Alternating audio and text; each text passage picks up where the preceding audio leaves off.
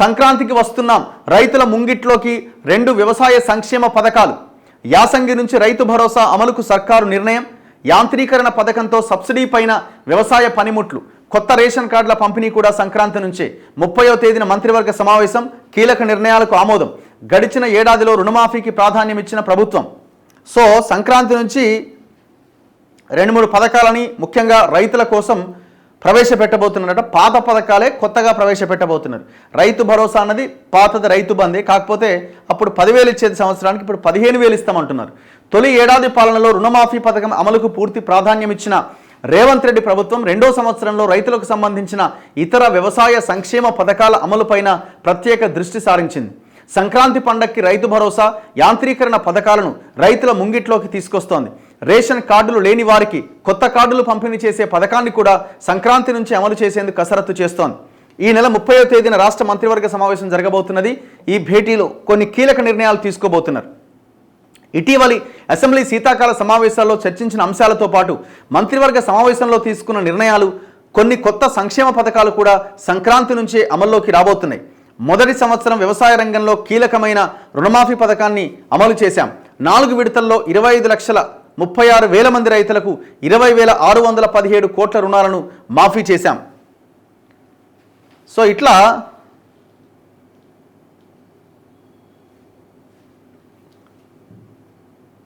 రెండు కీలకమైన పథకాలేవో తేబోతున్నారట.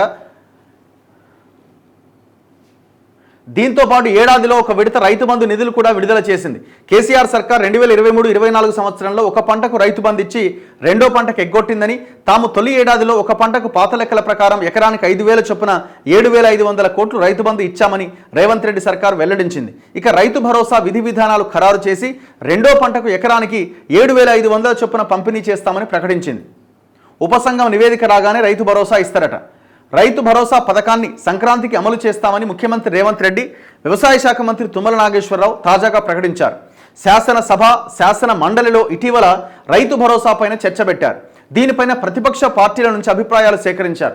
ఇప్పటికే డిప్యూటీ సీఎం భట్టి విక్రమార్క నేతృత్వంలో ఏర్పాటు చేసిన మంత్రివర్గ ఉపసంఘం కొన్ని జిల్లాల్లో ప్రజాభిప్రాయ సేకరణ చేసింది. అన్ని అంశాలు పరిగణలోకి తీసుకొని 1-2 సార్లు ఉపసంఘం భేటీ నిర్వహించి తుది నివేదిక ఇవ్వబోతున్నది.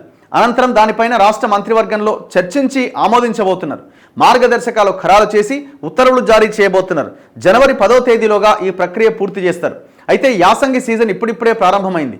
రైతులు వరి నార్లు పోశారు, అక్కడక్కడ నాట్లేస్తున్నారు. 6 తడి పంటలు సాగు చేసే రైతులు ఇప్పటికే విత్తనాలు వేశారు.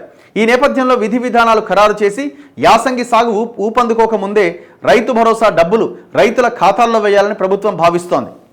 గతంలో ఎకరానికి 5,000 చెల్లించగా ఇప్పుడు 50% పెంచి ఎకరానికి 7,500 చొప్పున పంపిణీ చేయబోతున్నారు. అంటే 2 పంటలకు కలిపి ఏడాదికి ఎకరానికి 15,000. సరే, ఇది ఇస్తారేమో కానీ ఎవరెవరికి ఇస్తారన్నది ఇక్కడ పాయింట్ ఏంటంటే కండిషన్స్ ఏంటన్నది పాయింట్. ఆ కండిషన్స్ కోసం సబ్ కమిటీ వేశారు, సబ్ కమిటీ తిరిగింది, అసెంబ్లీలో పెట్టింది, అన్నీ క్రోడీకరించి మేము ప్రకటించబోతున్నాం అంటున్నారు. చూడాలి, 5 ఎకరాల, 7.5 ఎకరాల, 10 ఎకరాల. అండ్ దాంతోపాటు కొత్త రేషన్ కార్డులు కూడా సంక్రాంతికి రాబోతున్నాయట. సంక్రాంతి నుంచి స్టార్ట్ చేస్తారట దరఖాస్తులు తీసుకొని. యాసంగి నుంచి వ్యవసాయ యాంత్రీకరణ. కేసీఆర్ సర్కార్ రెండోసారి అధికారంలోకి రాగానే వ్యవసాయ యాంత్రీకరణ పథకాన్ని ఆపేసింది.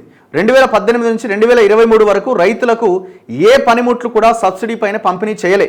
విత్తన సబ్సిడీలు కూడా ఎత్తేసింది. కేవలం రైతు బంధు, రైతు బీమా పథకాలకే పరిమితమైంది. అయితే కాంగ్రెస్ ప్రభుత్వం ఈ యాసంగి సీజన్ నుంచి వ్యవసాయ యాంత్రీకరణ పథకాన్ని అమలు చేయాలని నిర్ణయించింది. కేంద్ర ప్రభుత్వ మద్దతుతో యాంత్రీకరణ పథకాన్ని అమలు చేయబోతున్నది. రాష్ట్రీయ కృషి వికాస్ యోజన పథకంలో కేంద్రం 60% ఆర్థిక సహాయం చేస్తున్నది. 40% రాష్ట్ర ప్రభుత్వం మ్యాచింగ్ గ్రాంట్ చెల్లిస్తే సరిపోతుంది. కేంద్రం నుంచి 60% వస్తుందట. ఈ మేరకు 2024-25 ఆర్థిక సంవత్సరానికి కేంద్రం 26 కోట్లు కేటాయించింది. రాష్ట్ర ప్రభుత్వం 20 కోట్లు తన వాటాగా జమ చేసింది. మొత్తం ఈ 46 కోట్లతో ఈ యాంత్రీకరణ పథకం యాసంగి నుంచి పట్టాలెక్కబోతున్నది.